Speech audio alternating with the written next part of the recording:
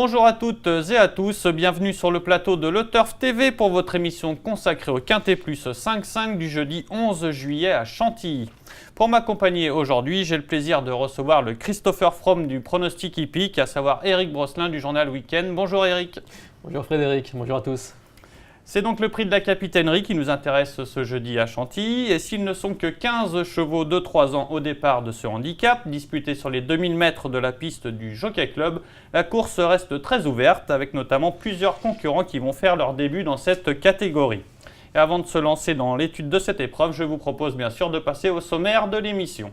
Un sommaire qui débutera évidemment par l'analyse du Quintet 5-5, où on découvrira également le bruit des pistes d'Eric, avant qu'il nous récapitule son pronostic et qu'il nous donne son ticket tout fait. Alors Eric, je vous propose de se lancer dans cette étude avec le numéro 2 Moudish, que vous avez placé en tête de votre pronostic. Récent deuxième de la course référence disputée le 12 juin sur ce même parcours. On va beaucoup en parler de cette épreuve, avec un port des œillères qui lui a été bénéfique ce jour-là. Oui, complètement. Et c'était dans le prix d'Écouen, donc le 12 juin. Moudish était rentré dans les 4 derniers à l'entrée de la ligne droite. Et puis ce jour-là, il avait vraiment terminé en trombe, tout à l'extérieur, venant échouer du minimum, derrière Chancelier. Il prouvait donc à cette occasion qu'il était pris à sa valeur, qu'il était très compétitif dans les gros handicaps. Olivier Pellier, que j'ai eu hier au téléphone, m'a dit écoute, je pense que c'est encore une première chance. Donc je lui fais confiance et je suis d'accord avec lui, ce sera sans doute la première chance de la course. Olivier Pellier qui est votre consultant en journal Week-end et exact. Qui est toujours en grande forme depuis le début de l'année. Encore 2 victoires dimanche dernier, les le 2 courses principales de la course, de la Réunion. Donc on peut lui faire confiance encore une fois dans cette épreuve. On va poursuivre avec le numéro 10, Spirit's Revenge, placé des 2 quintets qu'il a disputés. Il reste sur une sortie malheureuse par contre. Oui. Bon, c'était une course B. C'est un peu dommage que le handicapeur lui ait mis 1 kilo là-dessus. Je pense que c'est peut-être pas forcément justifié. Spirit's Revenge a prouvé auparavant qu'il était très compétitif à ce niveau-là. Voilà, donc 2 accessites. Cette année, c'est 4 fois à l'arrivée en autant de tentatives. La seule chose qu'on peut regretter, c'est que Spirit's Revenge n'est pas encore gagné. Ce sera peut-être pour cette fois. Il revient sur 2000 mètres. La dernière fois, c'était 2400 mètres. 2000 mètres, ça s'était très bien passé les 2 fois précédentes. D'accord. Le 15 à la corde, ne vous inquiète pas. Ça me pose un léger problème parce que c'est un cheval qui a tendance à galoper aux avant-postes. Plutôt dans le sillage des animateurs. Donc voilà, il y aura peut-être un effort à faire en début de parcours qui peut éventuellement payer à la fin, ce qui peut lui coûter une nouvelle fois la victoire. Mais pour une place, je pense que c'est quasiment un coup sûr. Encore un très bon point d'appui pour les amateurs les amateurs de quintet, à mon avis, je vous dis, il n'y a pas de souci. D'accord, on va poursuivre avec le numéro 13, Pearl Goddess. Alors, très plaisante 4e pour son premier essai à ce niveau. C'était de nouveau dans cette course référence. C'était le 12 juin, exactement. Pearl Goddess avait en plus avait cheminé, on va dire, dans la deuxième moitié du peloton, côté corde. Elle s'était décalée à l'entrée de la ligne droite. Elle avait pris le sillage de Moudish et avait vraiment très très bien fini. C'était une des notes ce jour-là. Elle prouvait justement qu'elle était très compétitive dans les quintets. C'était son premier quintet. Donc je pense que si elle réédite, c'est l'entraînement en forme de Michael Delzangle. Toujours très, très adroit dans les quintets de 3 ans. Tout à fait. Entre autres. Donc on ne peut pas lui reprocher grand-chose. Je pense qu'elle devrait confirmer. Alors, on va poursuivre avec une autre demoiselle qui porte le numéro 6, Pink Steel. Seulement 6e de la course référence, mais elle avait des excuses à faire valoir ce jour-là. Ouais. C'est-à-dire qu'elle avait tiré l'as à la corde. Elle s'est retrouvée donc en murée vivante, on va dire complètement ligotée à mi-ligne droite. Elle a pu se dégager que dans les 150 derniers mètres. Alors elle a prouvé ce jour-là qu'elle avait la pointure puisqu'elle est venue finir 6e. Je me souviens encore des propos que m'avait tenus Jean-Pierre Gauvin en début de saison. Il m'avait dit parmi les 3 ans, c'est l'une de celles que je préfère. Donc premier pas très encourageant dans les quintets. C'est la sœur de Pink Annabella et de Pink Jean. Et la fille de Pink Cloud. Voilà, donc on peut se dire qu'un terrain souple serait à son avantage. Je pense que si le terrain avait été souple, je l'aurais carrément placé en tête. Oui, c'est vrai que c'est le seul petit bémol. Mais à mon avis, là aussi, la famille a réussi dans les gros handicaps. Au moins pour une place, je pense que c'est incontournable. D'accord. Alors on va poursuivre avec le 5 Horse No Name qui va nous permettre de découvrir le bruit des pistes. Horse No Name qui est un pensionnaire d'Henri-Alex Pantal qui nous a déclaré c'est un poulain régulier qui aime bien aller dans les chevaux de tête et faire parler son action. Alors ça sera un gros avantage sur ce tracé en bon terrain de pouvoir justement aller devant. Oui, tout à fait. Tout à fait, on le sait. 2000 mètres, piste du Jockey Club, Chantilly. Quand le terrain est bon, c'est pas évident de revenir.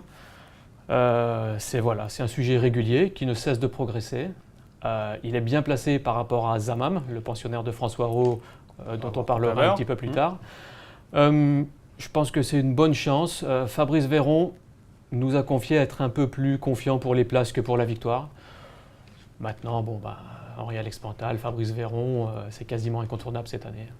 Donc je pense que c'est une bonne chance, au moins pour les places là aussi. D'accord, on va poursuivre avec le 4 Maxi, qui vient d'ouvrir son palmarès et son entourage a fait appel à Christophe Soumillon, qu'on surnomme l'éleveur d'abeilles depuis le début de semaine.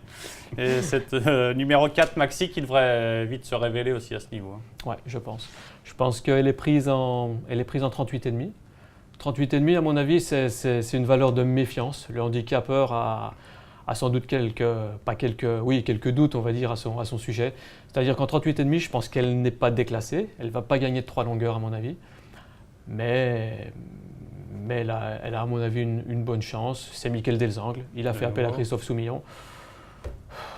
Ouais, je pense que c'est là aussi une chance, on va dire, régulière. Oui, il faut l'inclure dans un jeu. C'est peut-être pas forcément une base, mais dans un jeu, Maxi a sa place à l'arrivée sans aucun problème. On poursuit avec l'As Zamam, dont on parlait il y a un instant, donc qui a des lignes en commun avec le 5 Horse No Name, mais qui, par le jeu des handicaps, se retrouve là moins bien placé. Enfin, si François Rowe présente son poulain avec 61 kg dans cette épreuve, généralement, il sait où il met les pieds. On fait confiance à François Rowe, 41 de valeur.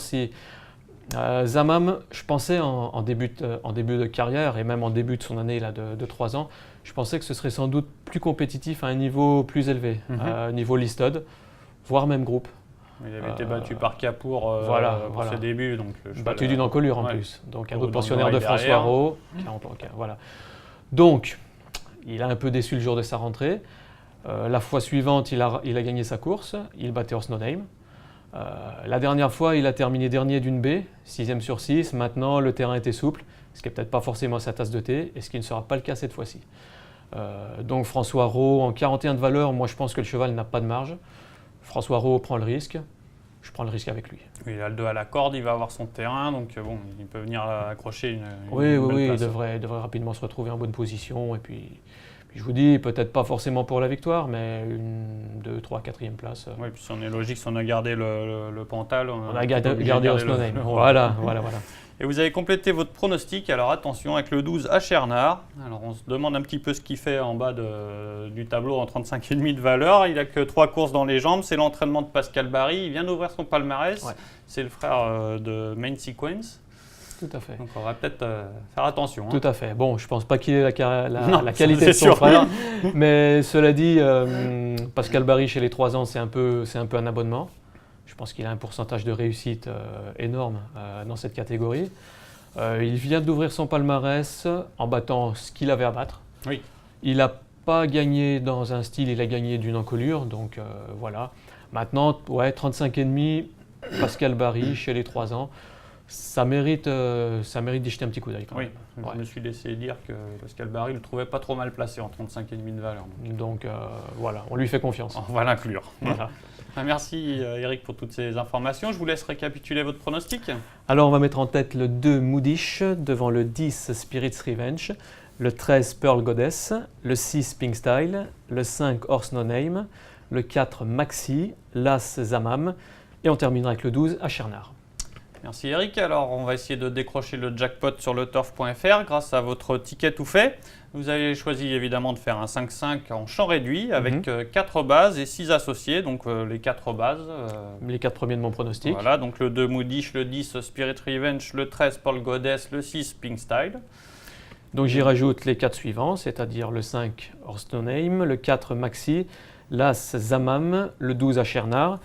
Et puis mes 2 regrets, on va dire le 7 accent français, et le 11, Russian Rail. Accent français qui fonctionne avec Maxi Et Russian Russian Rail qui était Rail, dans c'est la ligne de Quintet, voilà, du 12. dont on a parlé tout à l'heure. Voilà. Donc ça nous fait un jeu à 6 euros. On va essayer de décrocher le jackpot avec 6 euros, ça serait... On ne va pas se ruiner. Voilà, ce serait bien pour les vacances. Merci Eric en tout cas pour toutes ces informations. Merci à très bientôt sur ce plateau. Merci à vous de nous avoir suivis. Rendez-vous dès demain pour une nouvelle émission qui sera consacrée au Quintet Plus 5-5 de vendredi à Cabourg. Et en attendant, je vous souhaite de bons jeux à tous sur le turf.fr. Au revoir. Au revoir.